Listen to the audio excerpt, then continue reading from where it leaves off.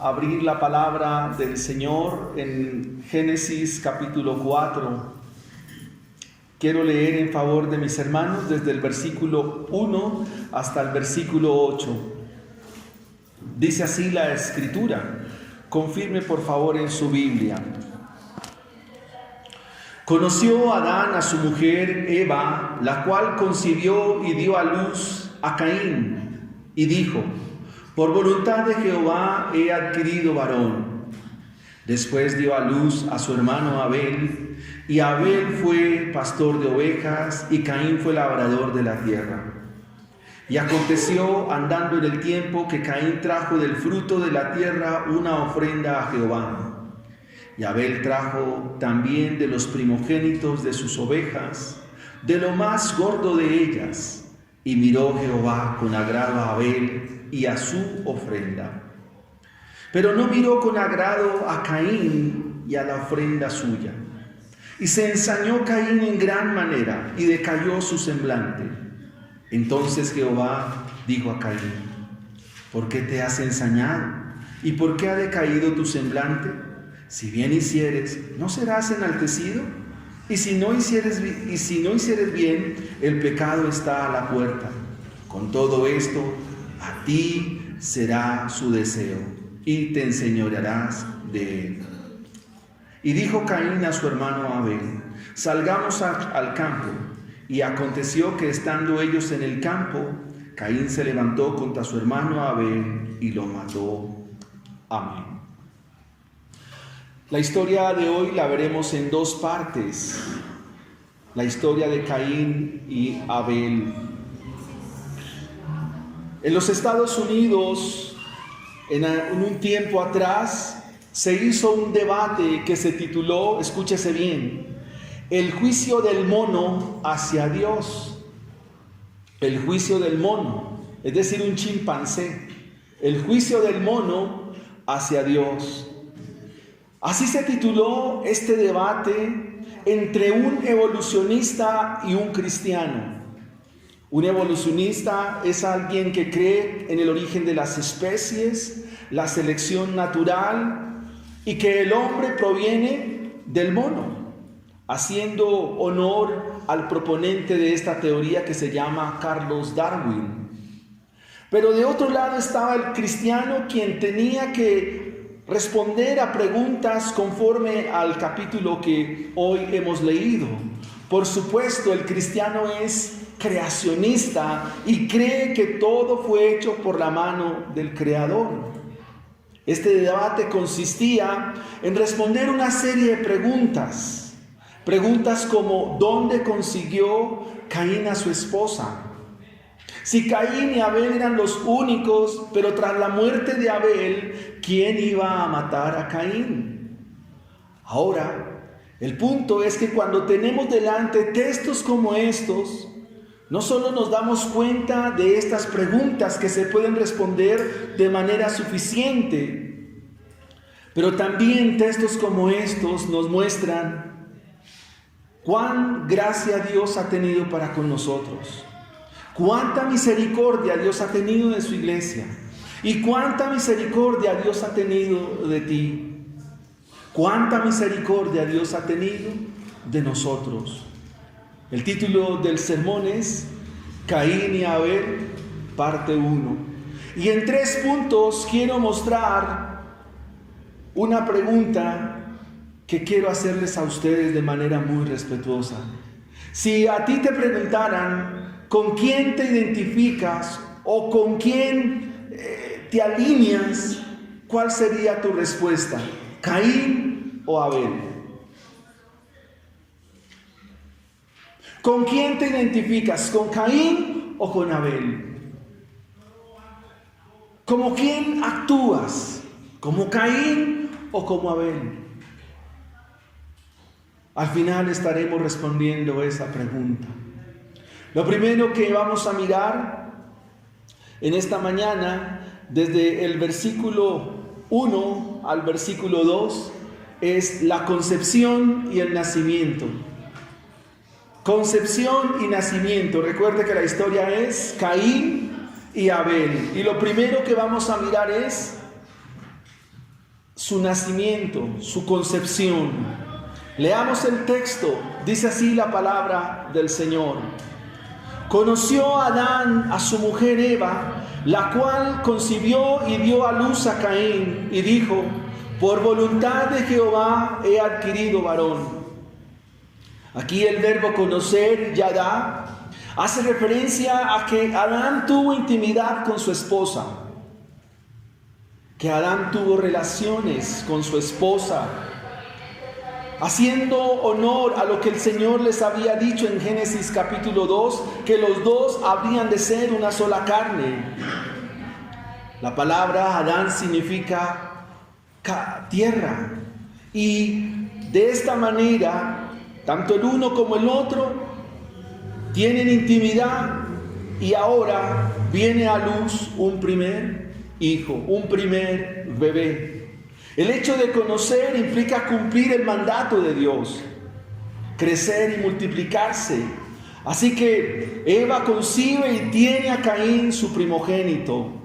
Ahora, ¿cómo sabemos de que él es el primogénito? Porque la historia se centra detalladamente en cosas singulares que nos van a describir que evidentemente Caín es el primogénito.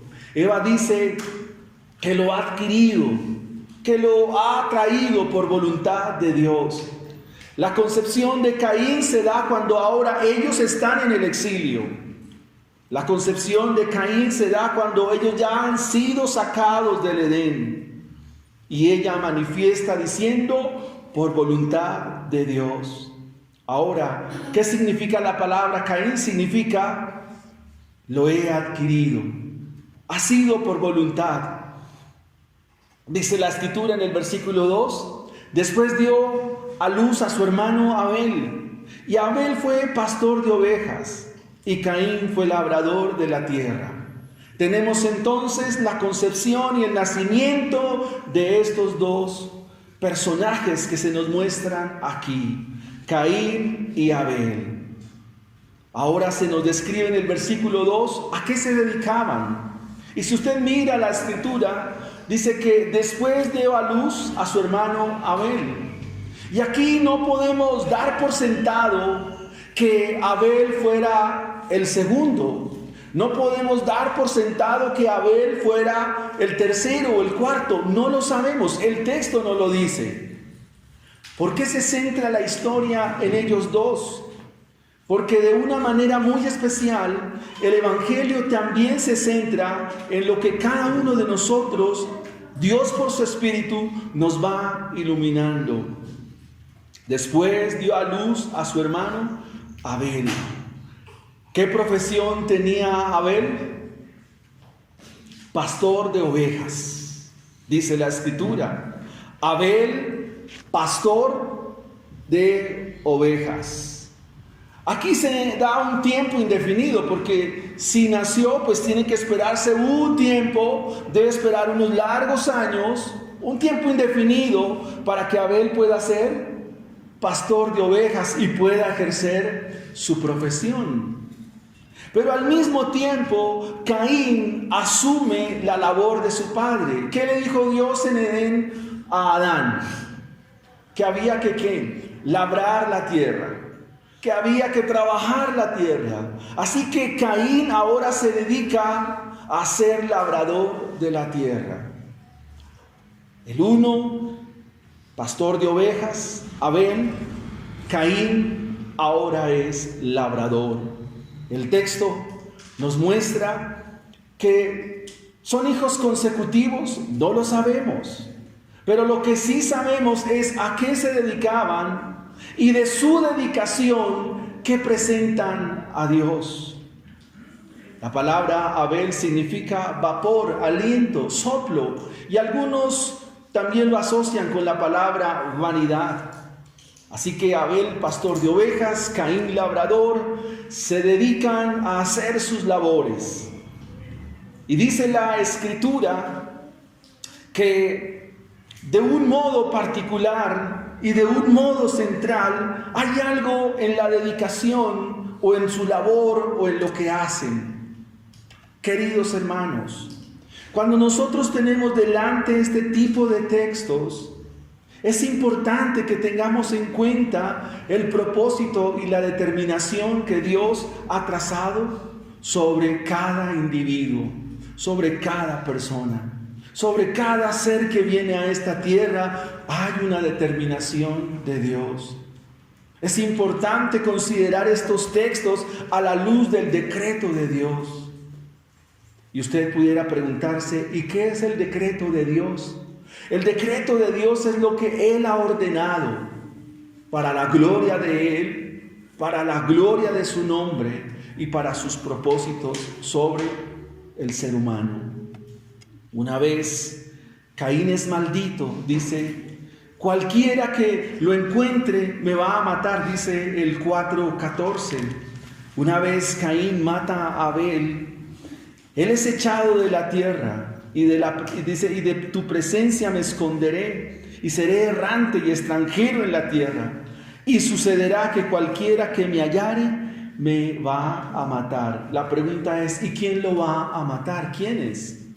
Pues eso nos habla que mientras estos dos jóvenes crecían, es decir, mientras Caín crecía y mientras Abel crecía, Adán y Eva estaban teniendo más hijos. Y es lo que tenía que responder este cristiano en el debate que se hizo en los Estados Unidos. Así que, mis hermanos, es muy importante que lo tengamos en cuenta. Veamos en segunda instancia la ofrenda que presentan. Hemos visto cómo fueron concebidos. Adán conoce a su mujer Eva y de esta manera vienen Caín y vienen Abel y otros hijos. ¿Es claro eso para ustedes? De hecho, más adelante el capítulo dice, conoció Caín a su mujer en el 4:17. La pregunta es, ¿de dónde la conoció? Pues significa que Adán y Eva tuvieron hijos, tuvieron hijas. Pero la historia para nosotros y la historia que nos presenta el Evangelio es conforme a estas dos personas. Más adelante viene Set, pero eso es otro capítulo que estaremos estudiando. Veamos en segunda instancia la ofrenda que presentan. ¿Sí? ¿Está claro el primer punto del sermón? La concepción y el nacimiento. Y el segundo punto del sermón es la ofrenda que presentan. Versículo 3. Y aconteció andando en el tiempo. Esa expresión que aparece ahí, andando en el tiempo, significa que pasó el tiempo, transcurrió el tiempo, pasaron los días, pasaron los años, no sabemos, transcurrió el tiempo, dice el texto. Que Caín, ¿qué trajo? Del fruto de la tierra. ¿Y qué trajo? Una ofrenda a Jehová. Versículo 4. Y Abel trajo también de los primogénitos de sus ovejas, de lo más gordo de ellas. Y miró Jehová con agrado a Abel y a su ofrenda, pero no miró con agrado a Caín y a la ofrenda suya. Por favor, miren su Biblia, el versículo 4, la parte final. Dice, miró Jehová con agrado. ¿A quién miró con agrado? ¿A quién? ¿Y cómo miró a Caín? Muy bien, ¿quién dijo? Muy bien, Gabriel, con desagrado. ¿Qué le hace pensar eso a usted de Dios? Que Dios a usted lo mire con agrado y a usted lo mire con desagrado. La interpretación de las Escrituras es desde el carácter de Dios. El apóstol Pablo, por allá en la carta a los Romanos, en el capítulo 9, dice unas palabras muy interesantes con respecto a estas acciones de Dios. Y es, ¿altercará el hombre con Dios? Cuando tú lees estas líneas de la Biblia y ves a un Dios que se agrada de unos pero se desagrada de otros, ¿en qué piensas?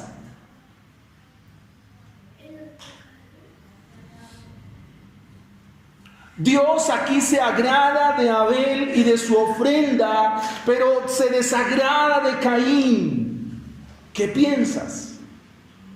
¿Qué Dios es este? ¿Es el Dios que tienes en tu mente o este es un Dios vivo y verdadero, que sus acciones son determinadas y sus propósitos son firmes y eternos? ¿Qué pensamos de ello? El texto nos dice que pasó el tiempo y que de acuerdo a su labor, de acuerdo a la obra de sus manos, trajeron una ofrenda. Y esta palabra ofrenda significa el regalo a alguien superior, a alguien que tengo por mayor que mí. No sé si lo dije bien. A alguien que es superior a mí. A alguien que está más arriba. Eso es lo que significa aquí la palabra ofrenda. El regalo a alguien superior que está mucho más por encima de mí. Caín trae esta ofrenda, trae este regalo, pero es mirado Caín con desagrado y su ofrenda también es mirada con desagrado. Abel trae también los primogénitos de lo primero, de lo mejor de su rebaño, de lo más gordo de ellas, de la grosura de ellas, y también lo presenta a Dios. Pero a diferencia de Caín, entonces Abel es mirado con agrado, Abel es mirado con propósito y su ofrenda es mirada con agrado. Y entonces, ¿dónde está la diferencia? Jehová mira con agrado la ofrenda de Abel, pero le desagrada Caín y le desagrada su ofrenda. Aquí la palabra agrado es muy importante en el texto, porque significa mirar con favor. Aquí la palabra agrado significa que Dios miró a Abel, lo miró con favor, lo miró con su gracia. O sea que a Caín, ¿cómo lo miró? Sin gracia y sin su favor. Y tenga en mente la pregunta, ¿con quién te identificas? ¿Con Caín o con Abel? Ahora, ¿dónde está la diferencia? El escritor a los Hebreos en el Nuevo Testamento nos da muchas más luces y comprensión acerca de dónde estuvo la diferencia. Hebreos capítulo 11, versículo 4 dice: por la fe, Abel ofreció a Dios más excelente sacrificio que Caín, por lo cual alcanzó testimonio de que era justo, dando testimonio de sus ofrendas, y muerto aún habla por ellas. Por la fe, Abel ofreció a Dios más excelente sacrificio que Caín, por lo cual alcanzó testimonio de que era justo, dando Dios testimonio de sus ofrendas, y muerto aún hablas por ellas. O sea que el elemento aquí clave, ¿cuál es? La fe. La fe. Pero mis hermanos, la fe bíblica, la fe que salva, no es don tuyo. La fe también es don de Dios. La fe que viene al conocimiento de Dios es una fe que viene del Evangelio. Aquí el elemento clave es la fe. Lo que hace la distinción entre el por qué uno es agrado de Dios y el otro no, es la fe. Y la fe nos habla de tres cosas elementalmente. Nos habla de confianza, nos habla de conocimiento y nos habla de salvación. Todo eso es la fe, es confianza, es conocimiento y es salvación. Y viene por el oír y el oír por la palabra de Dios. Es decir, que solamente aquel quien ha sido justificado podrá ofrecer al Señor lo que es de su agrado. Y aquí viene un punto muy importante que nos lo dice el apóstol Pedro. El apóstol Pedro nos dice que Cristo, el Cordero de Dios, fue sacrificado en la eternidad, pero que en la progresión histórica y en el tiempo del hombre se efectuó dicho sacrificio. Gálatas 4:4. Cristo fue sacrificado desde antes de la fundación del mundo, nos dice claramente el apóstol Pedro allá en el capítulo 1. Y que esa justicia de Cristo le fue imputada a Abel. Y esa imputación de esa justicia viene por medio de la fe. Lo que el texto nos está diciendo es que Abel es justo por medio de la fe. ¿Dónde se explica la justificación con la fe con mucho más detalle en el Nuevo Testamento? En la gloriosa epístola a los romanos. Porque en el Evangelio, la justicia de Dios, quien es Cristo Jesús, se recibe por fe y para fe. Y como está escrito, el justo por la fe vivirá. Es decir, aquí hay un justo que está viviendo por medio de la fe. La fe es lo que lleva a Abel a ofrecer de lo primero y de lo más gordo. Abel ofrece de los primogénitos, mientras que Caín no se sabe qué fue lo que separó. No sabemos qué verduras trajo, qué vegetales trajo o qué frutos trajo de la tierra. No lo sabemos. Pero la fe es el elemento clave para que tanto el uno como el otro tengan una distinción delante de Dios. Oiga, hermanos, Dios hace distinción. ¿Usted qué piensa? Hace distinción entre unos y otros. ¿A usted no le aterra eso? Que Dios haga distinción entre unos y otros. Parece ser que Caín ofreció bajo sus propios términos. El texto pudiera habernos dicho: Caín ofreció de lo primero de su cosecha. Caín ofreció de lo primero de sus frutos. ¿Dice así el texto? No. Dice, leamos una vez más. Génesis capítulo 4, versículo 4. Abel trajo también de los primogénitos de las ovejas, de lo más gordo de ellas, y miró Jehová con agrado a Abel y a su ofrenda. Versículo 3, Caín trajo del fruto de la tierra. Trajo el fruto de la tierra, no más.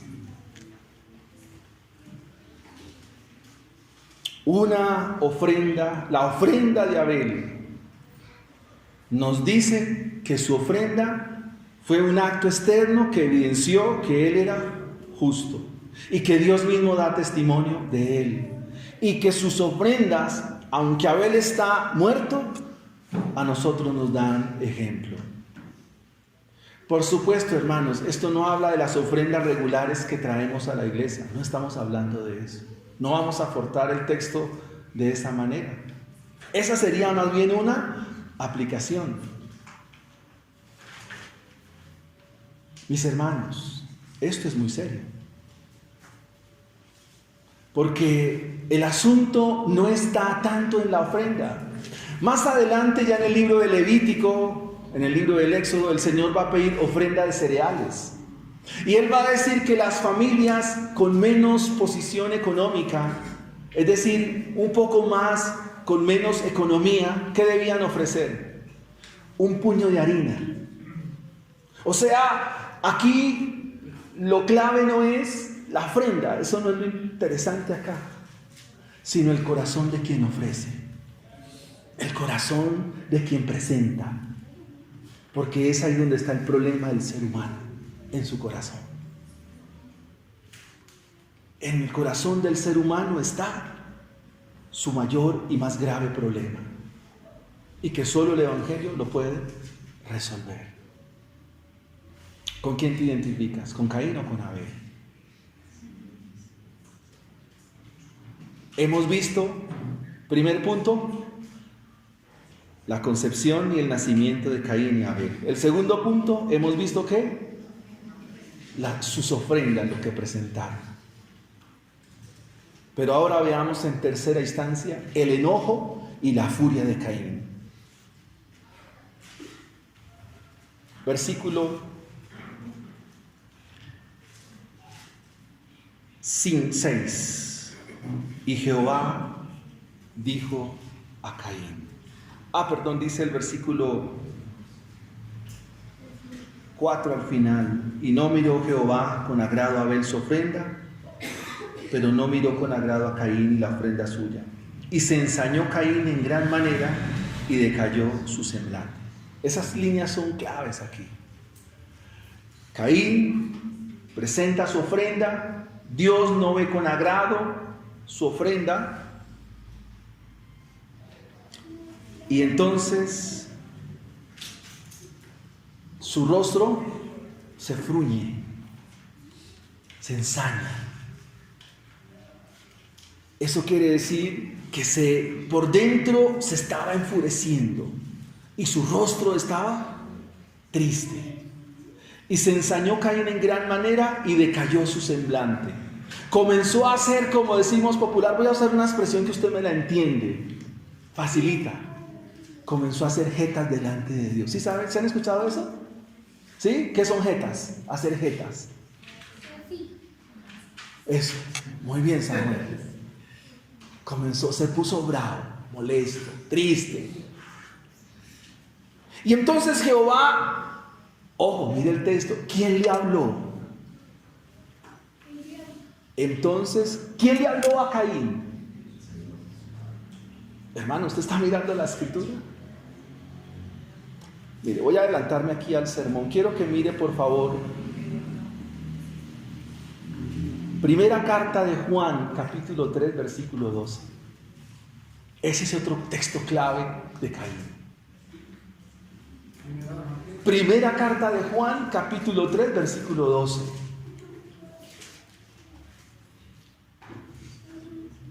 A ver, un valiente que lo lea.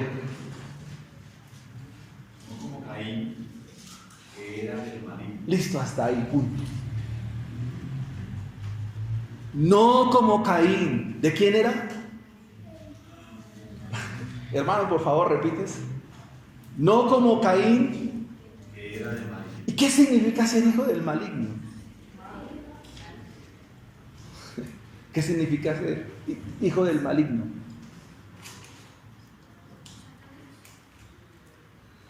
Dilo fuerte, Gabriel, excelente. ¿Hijo de quién? Hijo de Satanás. En otras palabras, el destino de Caín, ¿cuál es? Si es hijo del maligno y navega el mismo o navegó el mismo barco de Satanás, ¿cuál es el destino de Caín? Si es hijo del maligno, ¿para dónde va este personaje? Eso. ¿Por qué titubean, hermanos? ¿Va para dónde? Pero oiga, pero Dios le habló.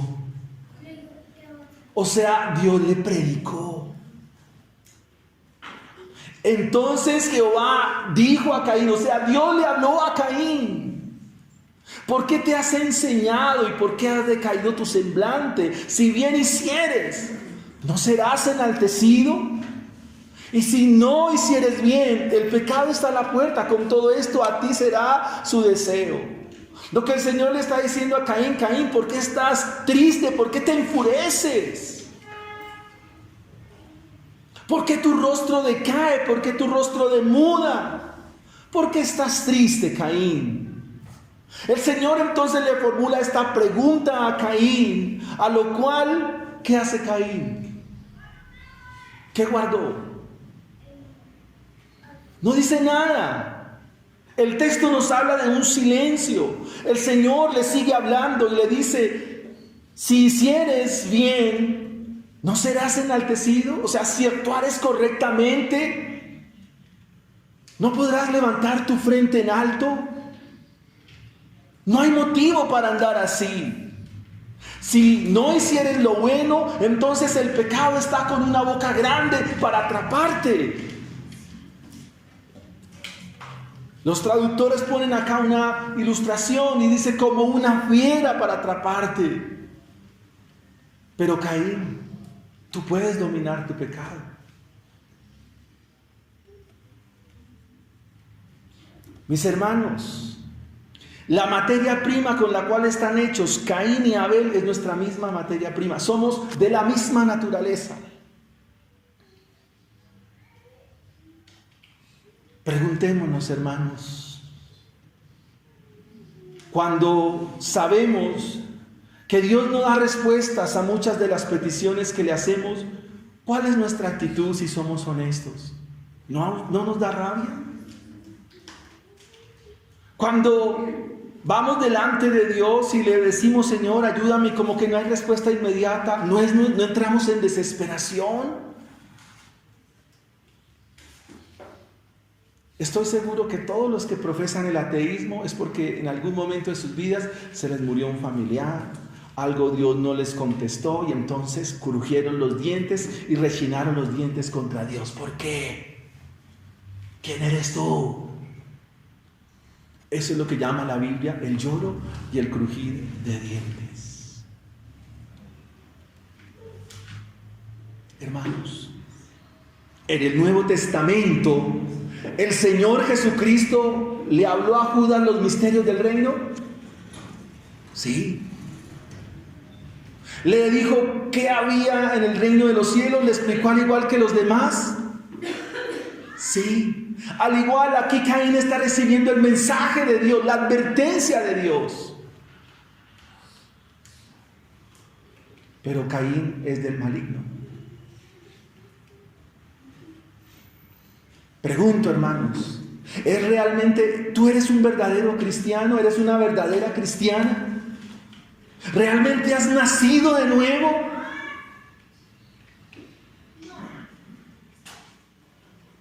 Mis hermanos, ¿somos verdaderamente lo que decimos ser? Es muy serio, hermanos, esto. Ahora, ¿podrá Caín dominar el pecado? La respuesta es no. No hay nadie que pueda dominar el pecado. Porque la Biblia dice, no hay quien haga lo bueno, no hay quien haga lo justo, ni siquiera uno. Todos nos hemos desviado, todos hemos hecho lo malo. Miseria y desventura hay en nuestro corazón, corrupción hay en nuestro corazón. Nuestra inclinación es al odio por Dios, nuestra inclinación es a ser enemigos de Dios. Así que esta descripción de Caín es lo que la gracia describe como la depravación del hombre, la depravación total, la corrupción radical que hay en el hombre. ¿Y cómo lo manifiesta? ¿Cómo lo va a manifestar? ¿Por qué hace silencio? ¿Por qué guarda silencio? Pero lo que sí sabemos es que en el versículo 8 premeditó la muerte ¿de quién? De su hermano. ¿Lo mató? Le dijo Caín a su hermano Abel, salgamos al campo. Y aconteció que estando ellos en el campo, Caín se levantó contra su hermano Abel, primer homicidio, lo mató. Y en el texto que leímos, ¿y por qué lo mató? El Juan dice por qué lo mató. Dice el texto, porque sus obras eran malas y las de su hermano eran justas. Justas. Caín y Abel, dos bebés concebidos y que vinieron a este mundo. Número 2, pasó el tiempo y se dedicaron a unas labores y de sus labores ofrecieron. Y ahora vemos la furia y el enojo de uno de ellos. Mis hermanos, quisiera que miráramos las aplicaciones de este sermón en esta mañana. Esta serie que hemos iniciado se llama Familias que adoran y sirven a Cristo. Esa es la serie que estamos llamando, un tema acerca de la familia. familias que adoran y sirven a Cristo. Quiero que pienses en esta primera aplicación y quiero que la respondas en tu corazón en esta mañana. ¿Para qué Dios te ha permitido a ti hijos? A los que tienen, por supuesto, hijos. ¿Para qué Dios te dio los hijos? ¿Cuál sería la respuesta? ¿Para qué Dios? Y nos gozamos por los bebés que han venido, Ian, Amy Caroline, y próximamente allá los futuros padres. ¿Para qué Dios nos da bebés? Nos da hijos. ¿Para qué?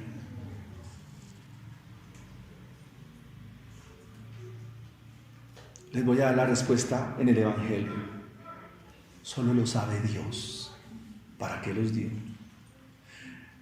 Miren, voy a hacer una escena acá que la niña acá la está viviendo, la otra niña allá en la casa la está viviendo. Miren, hermanos, Eva tomó a Caín y comenzó a amamantarlo. ¿Ustedes creen que por la mente de Eva, lo que voy a decir es fuerte, hermanos, téngase duro?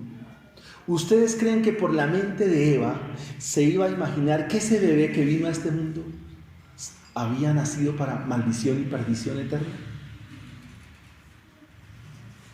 Si quieren los discipulados lo charlamos, hermanos. Pero dice así la Escritura, ¿sí o no? Repito, ustedes iban a imaginar que ese bebé que Eva tenía en sus manos, que lo llamó Caín, dijo, por voluntad de Dios lo he traído, ese bebé nació para perdición. Es duro, hermanos, porque no hay tristeza más grande para un padre que sus hijos no vivan para Dios. Un día esa señorita que ni siquiera me está poniendo cuidado me dijo que no quería venir a la iglesia y yo me sentí morir. Se llama María José, miren, allá está.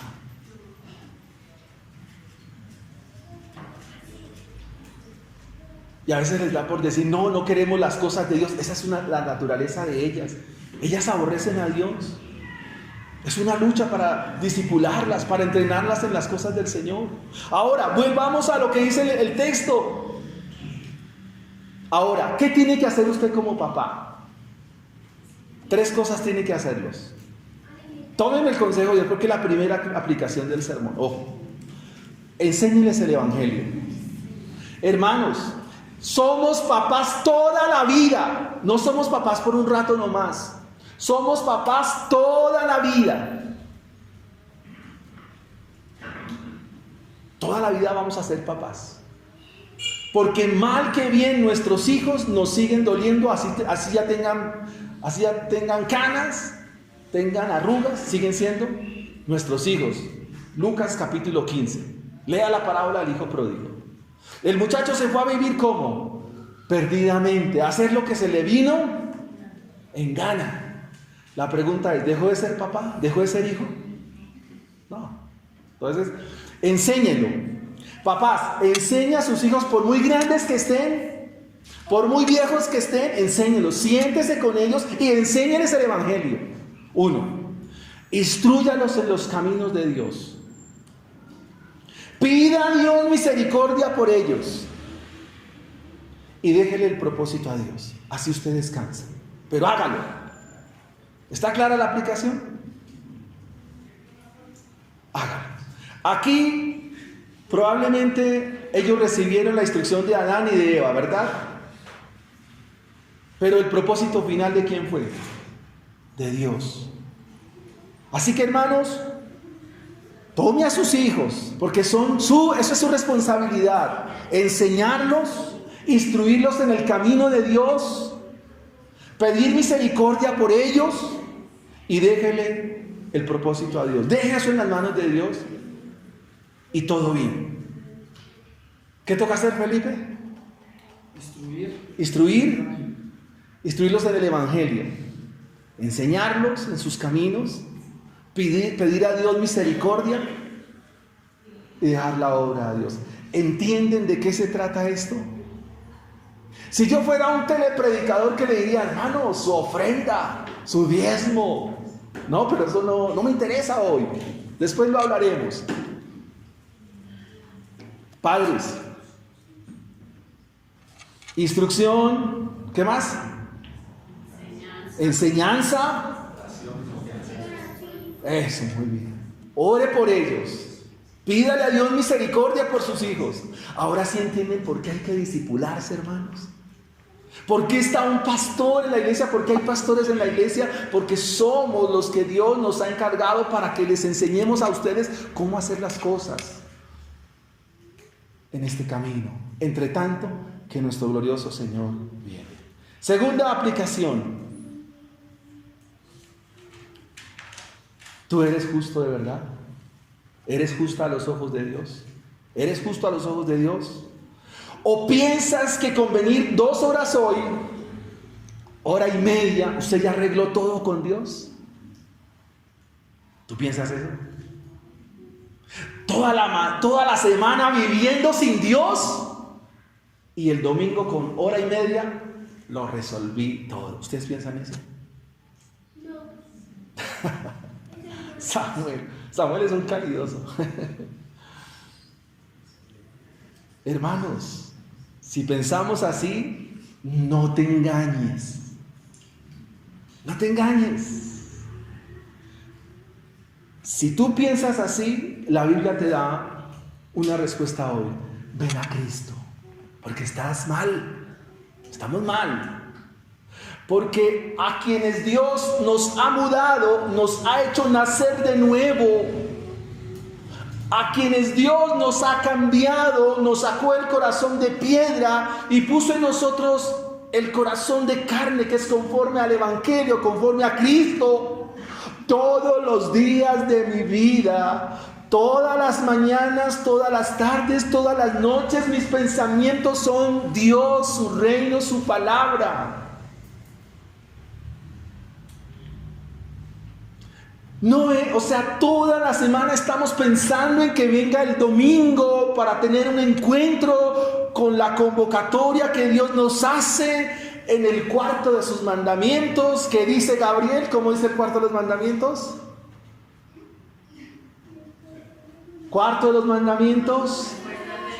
Acuérdate del día de reposo para santificarlo. Ese es un cuarto mandamiento. Así que se requiere nacer de nuevo. Porque de modo que si alguno está en Cristo,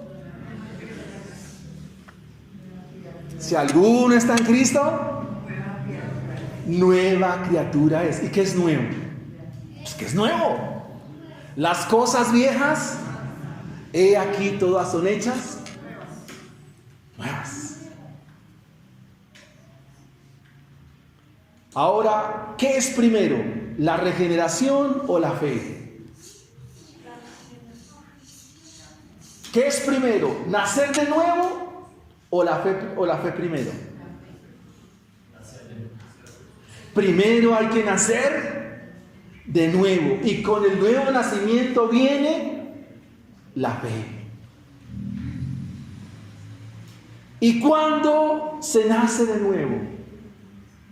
¿Cuándo somos regenerados? ¿Saben cuándo, hermanos? Desde antes de la fundación del mundo. Y Dios aplica su salvación por medio de la locura de la predicación. Y por medio de la predicación y la obra del Espíritu de Dios, Dios nos hace nacer de nuevo. Juan capítulo 3. Atentamente, Nicodemo. ¿Qué significa eso, hermanos? Significa que Abel fue justo porque humanamente Abel y Caín eran iguales. Los dos son iguales de pecadores, al igual que nosotros todos somos pecadores. Pero Dios hizo un acto libre y soberano, según el designio de su voluntad. En otras palabras, Dios escogió a Abel y a él le mostró su favor, a él le mostró su gracia, a él le mostró su amor y a él le mostró su misericordia. Y por ese acto libre, soberano de Dios, Abel pudo ser regenerado y pudo ofrecer a Dios con fe, con confianza y porque era justo.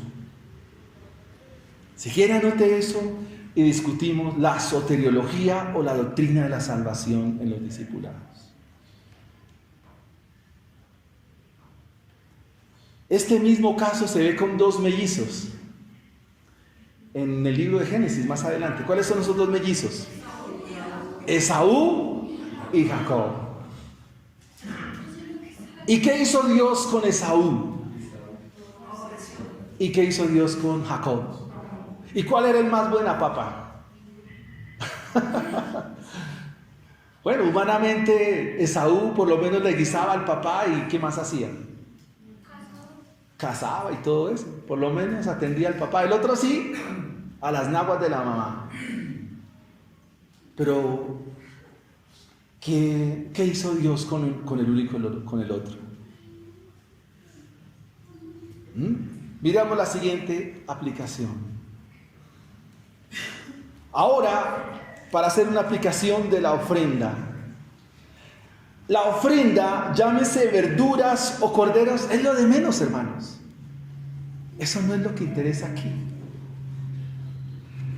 Más adelante dije que se ofrecían cereales, puchos de harina, ofrenda mecida. Aquí lo que importa es el corazón de quien ofrece. El corazón de quien se presenta a Dios. Será el corazón lo que importa, pero tiene que ser un corazón ¿cómo? Regenerado, un corazón cambiado, un corazón transformado. Cuando nuestro corazón ha sido cambiado, cuando nuestro corazón ha sido transformado, mis amados, nos esforzamos por el reino de Dios, por su avance. Nuestra preocupación es el evangelio. ¿Cómo estoy viviendo? ¿Cuántos de ustedes, por lo menos para hablar de la ofrenda en esta aplicación, reciben su salario, están pensando en el reino de Dios? Ustedes son esas personas que reciben su paga y dicen, bueno, Dios me ha bendecido, Dios me ha dado esto, pero voy a dedicar una parte de esto para el avance del reino. ¿Ustedes piensan así? ¿O piensan como Caín? Pues llevemos aquí esto. Pues lo que importa ya es la ofrenda, lo que dé.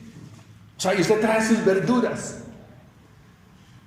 Si es así, estamos mal, hermanos. Cuando estaba elaborando el sermón dije, el domingo les voy a confesar un pecado a los hermanos. Voy a confesarles un pecado que cometía antes.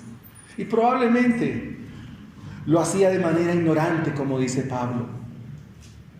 Yo decía, no voy a ir el domingo a la iglesia por lo siguiente. Muy pocas veces lo hice, pero no deja de ser un pecado. Y me ahorro lo de la ofrenda. Y lo cojo para mí. Algunos cristianos piensan que si no vienen a la iglesia, entonces, ya me ahorré lo de la ofrenda. Me quedo para mí porque como no fui. ¿Usted piensa de esa manera, hermano? O usted de los que dice, aunque no voy, yo separo lo que este mes escogí, lo que separé, lo que Dios me dio. Hermanos, saquen de su mente ese concepto de sembrar. Eso no, porque usted si siembra, ¿qué está esperando? Usted está esperando recoger, pero en Dios es al revés, contrario. Damos porque Él ya nos dio. ¿Me estoy haciendo entender? O sea, porque Dios ya me dio, ahora puedo dar. Porque finalmente lo que está en tu bolsillo y lo que está en el mío, todo es de Dios, hermanos. Todo es de Dios. Esto es lo que podríamos llamar la economía del reino. Hermanos, esto es serio. Repito, el asunto no está en la ofrenda, es una aplicación. ¿Está en dónde? El corazón. Ayer con los niños decíamos, y amaré al Señor con toda mi alma, con todas mis fuerzas, con toda mi mente, con todo mi corazón. Quien tiene el corazón cambiado ama a Dios, lo ama, vive por Él, se deleita en Él, vive para Él. Finalmente, mis hermanos, para pasar a la cena del Señor, la actitud de Caín es la actitud de aquel al cual Dios no le concede lo que pide. Hermanos, sé que ustedes y yo tenemos muchas peticiones. Es probable que Dios no nos las cumpla, pero ese fue el designio de su voluntad.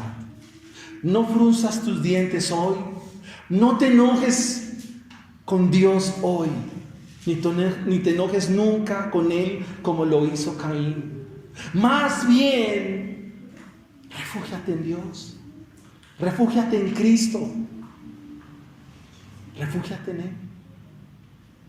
Él es suficiente, Él es suficiente. Hay cosas que ni aun los que viven con uno le pueden satisfacer a uno.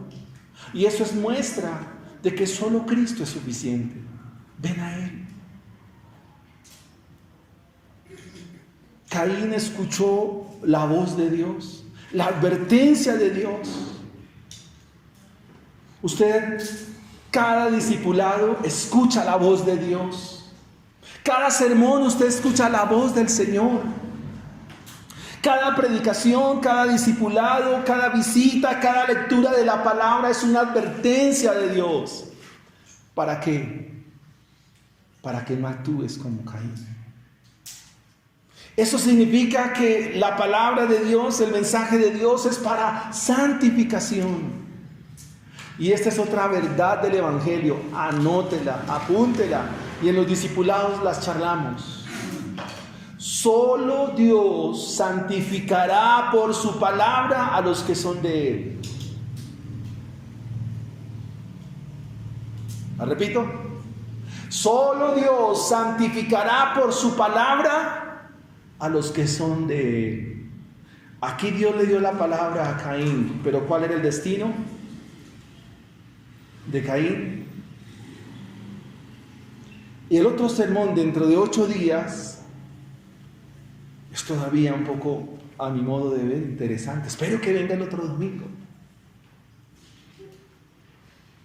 Dios santificará a aquellos a quienes están en su propósito. Porque estos a quienes Dios santifica,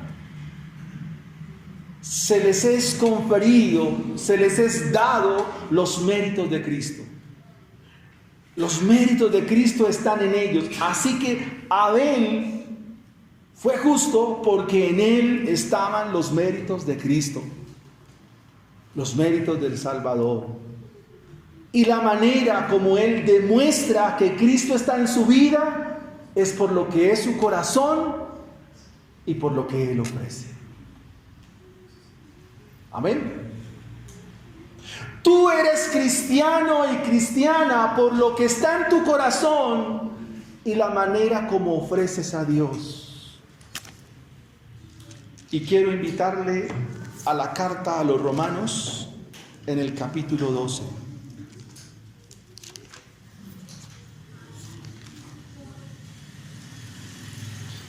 Después de que el apóstol Pablo ha explicado la teología sistemática del Evangelio, la explicación teológica del Evangelio, ahora el capítulo 12 dice así: así que, hermanos, os ruego por las misericordias de Dios que presentéis vuestros